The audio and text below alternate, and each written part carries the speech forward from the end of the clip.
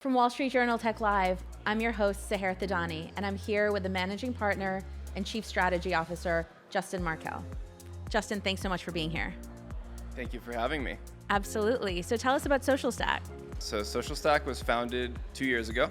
I joined the journey 1 year ago, and pretty much what we're doing is we're helping brands, nonprofits, and creators to find a means to engage their communities in a Web3 native type of way. And we're doing that by helping them drive their communities to action through rewards and incentives. What are the trends you're seeing in the market? There's been a barrier to entry that has pretty much been predicated around purchasing crypto assets or digital assets by way of NFTs or things like commodities assets like Bitcoin. So that being said, we really see the path forward as one where people will be engaging in activities where they can earn crypto. So we feel like that is one of the kind of key unlocks in terms of how we think the industry is going to mature. What we're seeing is there's an opportunity to start over. When you have a new space, there's an opportunity to not repeat the mistakes from other spaces.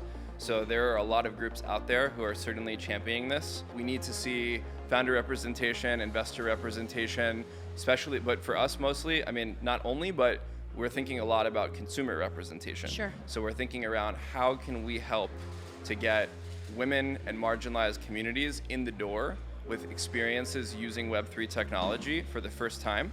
So that's something we're really passionate about, and we're, I would say betting big on that because we think it's both the right thing to do, and the right thing to do is often, as we've seen recently, good for business. So what is the business model of Socialstack? We help communities to create their own digital economies, which is a fancy way of kind of speaking to the give and take that would be kind of associated with traditional loyalty or rewards programs, like I do this and I receive this type of thing. So thinking around action and thinking around incentives. Really our goal is to create hundreds and eventually thousands of impact-driven currencies, we're calling it.